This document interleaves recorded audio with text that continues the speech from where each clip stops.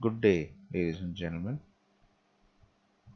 Welcome to Module 6 of Secure Communications. In this section, we will be discussing in detail about intruders.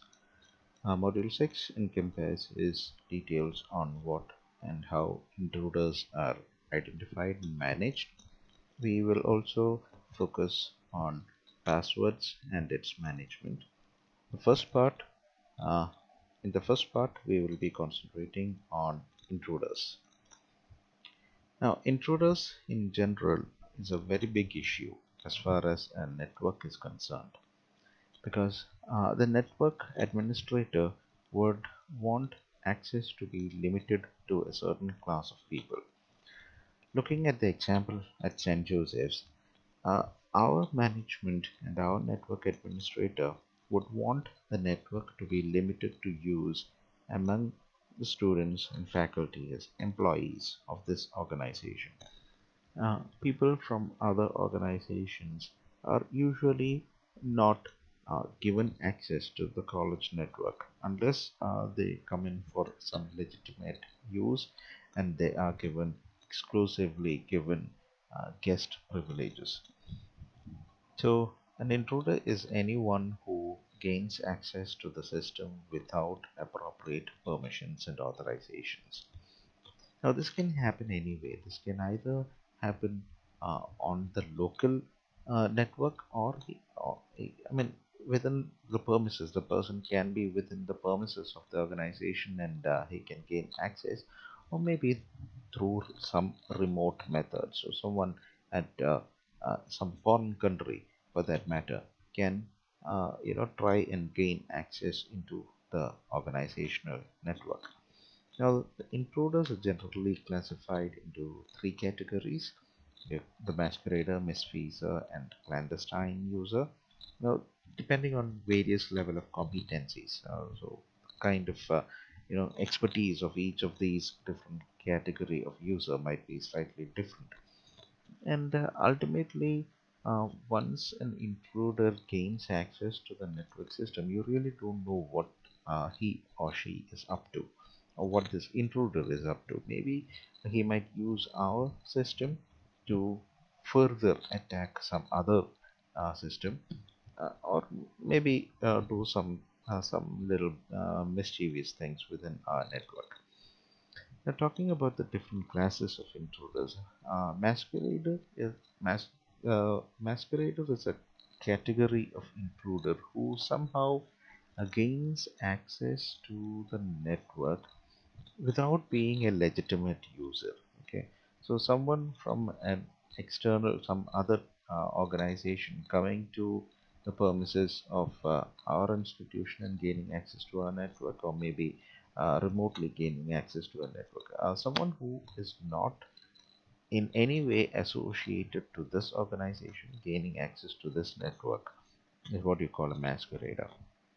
Now, a misfeasor will be a legitimate user, but somehow gains access to privileges that he is not entitled to. In our organization, you might have noticed that there are levels of authorization. There are student, faculty, and probably higher levels of management. Now, the privileges given to a student is slightly different from the privileges approved to a faculty, which is again slightly different to the privileges allotted to someone in the higher management. So, if a student of this organization gains access to the privileges of a higher management, so he is a legitimate user of the network, but somehow he gains access to privileges that he is not entitled to. You call such an intruder a misfeasor. Clandestine user, on the other hand, you know, but depending on his competency, he might be, highest in this term. Is someone who somehow gains supervisory control of the network. Like if maybe it is someone from the maybe he's a masquerader, maybe he's a misfeasor, but he gains access as the network administrator of this organization. Now, gaining access as a network administrator, you know that he can be really dangerous because he gets kind of access to every single packet that transverses the network. So he gains a lot of access, and maybe he can change passwords for other people and do mischievous things. So, masquerader, misfeasor, and clandestine user. Now, generally, you need to understand two things. What is a security intrusion? Now, intrusion is when someone gains unauthorized access. Okay. Now, what is intrusion detection? Now, വീട്ടിൽ കള്ളൻ കയറിയാൽ ഏറ്റവും ആദ്യം എന്താ സംഭവിക്കുന്നത്? കള്ളൻ കയറി എന്നുള്ള കാര്യം വീട്ടിലുള്ള ആൾ അറിയണം എങ്കിലേ he can go ahead and take further action, right? So, intrusion detection is a very important factor. കള്ളൻ കയറി എന്നുള്ള കാര്യം നമ്മൾ അറിയണം. We must be alert, right? Now, how or what are the various methods that an intruder actually gains access to your network? Now, there are basically a few methods which we know of. Somehow the intruder tries to gain preliminary access to the network. Preliminary access means like a student ആയിട്ട് ഒരു access gain ചെയ്യാനായിട്ട് ശ്രമിക്കും, and then he works his way up usually. So privilege escalation സംഭവിക്കും. So as a student, he tries to gain access to uh, to the next level of privileges, and then as he tries to gain access, he does one more thing. കള്ളന്റെ mentality എന്താണ്? കയറുക, privileges കൂട്ടി കൂട്ടി കൊണ്ടുപോവുക, അത് detect ചെയ്യപ്പെടാതിരിക്കുക. So an intruder would usually try to cover his tracks. uh, but the network administrator's responsibility, the security professional's responsibility is to go ahead and still try to find if an intruder has gained access to the network. Generally, intruders ഏറ്റവും താല്പര്യമുള്ളത് will be to gain access to the passwords file. Like the college network, there if he gains access to the server, ഈ ലൈവിൻ്റെ എല്ലാ യൂസേഴ്സിൻ്റെയും user നെയിമും പാസ്വേഡും കിട്ടുക is generally something that an intruder would always like to do. Okay, so how does an intruder generally gain access? Now, uh, probably one of the most common methods is what you call password guessing. Like കോളേജിലെ ഒരു യൂസറിൻ്റെ password, generally ഏതെങ്കിലും ഒരു user name, you can somehow manage to get a user name nowadays. Maybe social engineering attack, you can just go ask him what your username is, or maybe he's tricked into telling him what the username is and maybe what the password is. Now, maybe you can go ahead and try out brute force attack, like try out default passwords which are shipped in with the systems. Mostly either networking equipment ship ചെയ്യുമ്പോഴും അതിൻ്റെ അകത്ത് administrator network equipment administrator account will be admin. So you can go ahead and try it. So at this point, I would request every one of you to go ahead and change the passwords of the network equipment at home if you have not done yet. Maybe he will try short passwords, maybe he'll search in dictionary passwords. So there are different methods. Okay, variations in names, birthdays, phone numbers are all options uh, by which an intruder goes ahead and tries out different combinations. So this system would be secure depending on how well the user selects his password. Okay, so when we come into the next later section of this topic, we will discuss more about how passwords should be selected. But for the time being, just understand that your password is a pretty important parameter. The second method is something what you call password capture. So password guessing is one method, or maybe password capture is a second method. Password capture, you need to be very careful. I can give you multiple examples where simply watching over the shoulder. When someone types in the password, someone just looks at the keyboard and his keystrokes and understands what his password is, and then goes back and tries out. So this is one thing that usually happens. So there are multiple methods where password guessing can happen, or even password capture can happen, and then an intruder can gain access. Now, understand that every network is vulnerable. The moment a network is created, there might be slight imperfections in maybe any of the settings that we do, because a foolproof system is very difficult to achieve. But the best we can do is to make sure that the network is as safe as possible for a considerable period of time. Then you go ahead and make appropriate changes and keep it as safe as possible. Now, intruders and authorized users' behavior patterns vary slightly. Now, this is a beautiful graph which shows how this difference happens. Okay, so if we go ahead and plot various parameters, okay, behavioral patterns of authorized users, it looks something like this on the right half. But an intruder's behavior over the network is going to be slightly different.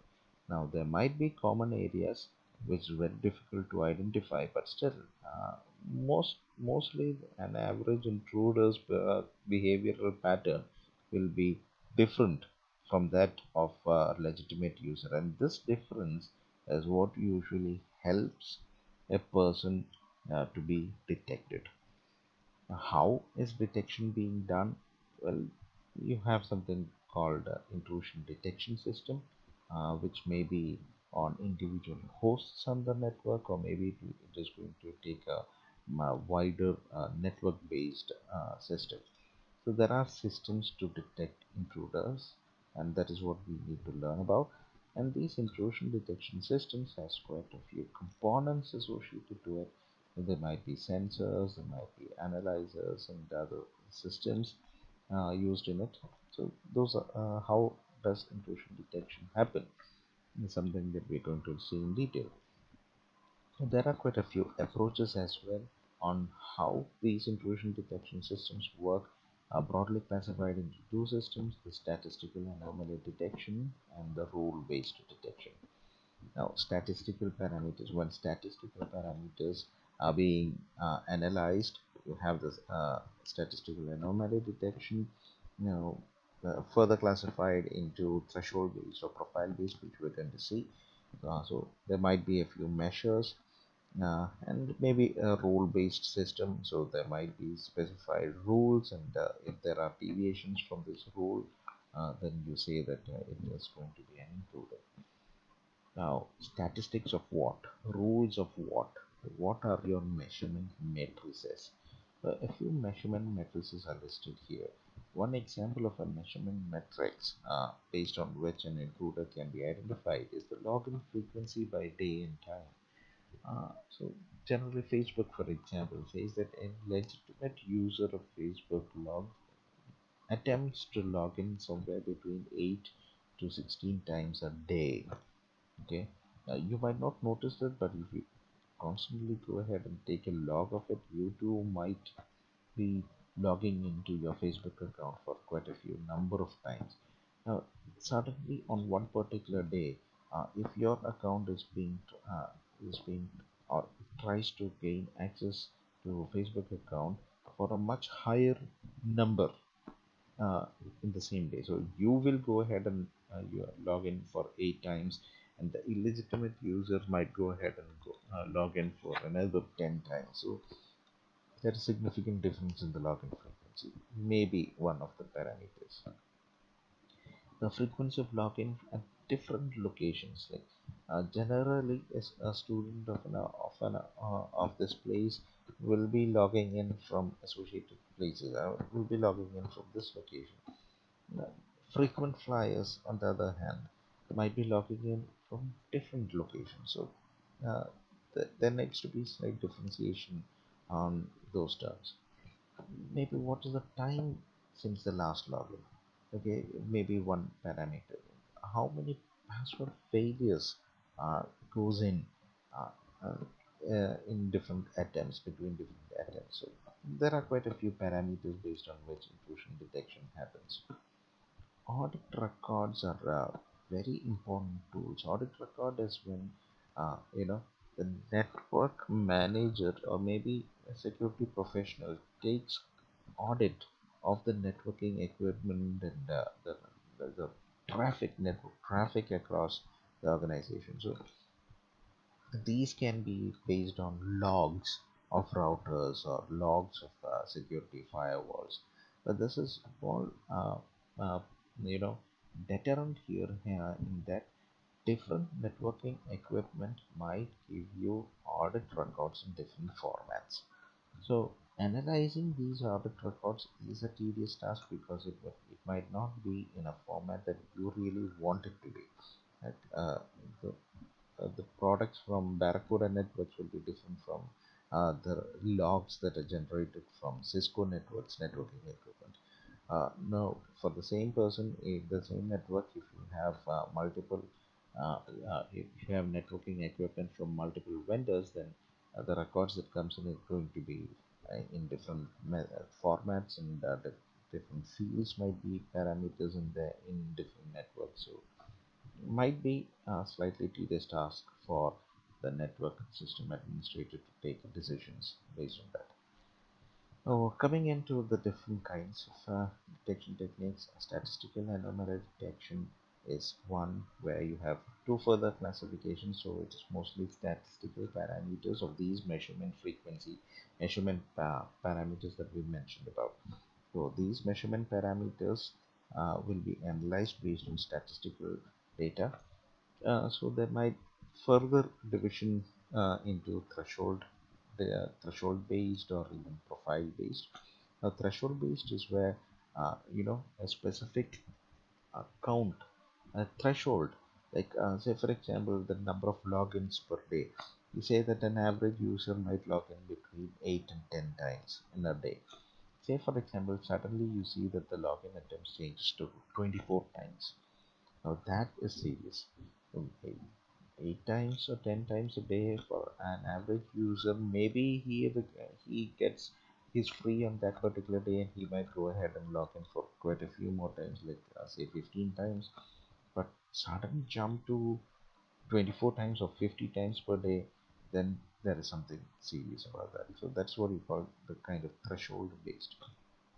So profile based is when you characterize the past behavior of users. Past behavior in the sense like maybe this is one of those. So you profile each user. How does this particular user browse and what are the usual characteristics? What are the usual patterns that this particular person behaves once he logs into the network. If he logs into Facebook, does he usually go always into the friends networks or does he just scroll down? Now, a legitimate user would go ahead first into his timeline and see, and he would go ahead and scroll down his page and try to find information of his friends. But an illegitimate user would not be interested in what all details are on this particular user's wall. He might be trying to gain access into his passwords and his friends lists and his friends of friends list. So depending on legitimate or illegitimate user, the browsing pattern might be different. Again, audit record analysis is the key of a statistical of the statistical method. So uh, is there so you go ahead and keep records of people and of browsing patterns and you are if there are significant deviations from these methods, then you find uh, an intruder. Role-based intrusion detection is slightly more stringent in the sense that there is a specific rule that is kept. So if you check banking systems, three three wrong passwords is going to lock your account for 24 hours if you have noticed. Okay, so that is kind of a rule. So you observe a few events and then apply rules and then make a decision. So again, audit records have a significant role to play here. So they use the rule-based system uses specific technologies and specific rules. So uh, quality. of intrusion detection based out of rule depends on how well the rule is set. So the rule cannot be too stringent that it always locks out a legitimate user. At the same time, it must not be too lenient that a true intruder is not really detected. So that's what we call base rate fallacy. So be it statistical or be it rule based, uh, the system must be in such a way, it must be optimized in such a way that you do not have too few intrusions detected, and again you do not have too many of false alarms. The false alarm is when you identify a legitimate user as an intruder, and maybe you go ahead and the system goes ahead and identifies an intruder as a legitimate system. So either of these should not happen. So intrusion detections can either be host based or it can go ahead and be network based. We did mention about that. That is what we call a distributed intrusion system. So intrusions cannot always be based on single systems, maybe not just based on routers, not just based on firewalls. Maybe you will have to go ahead and verify multiple levels. So this system here shows in how a distributed intrusion system is created. So there might be at the server end a central manager. You call that the manager module. So there might be systems at the network level, at the you know in the network center that we talk about, and then there might be systems based out of individual hosts, maybe on individual LAN routers and host computers. We call them the agent module. So it is not the intrusion detection does not happen based out of just one system, but it is really distributed. There are multiple levels of intrusion detection that happens. So this is part one. We continue this uh, topic into uh, honeypots and password detections, password management in the later sections of this presentation.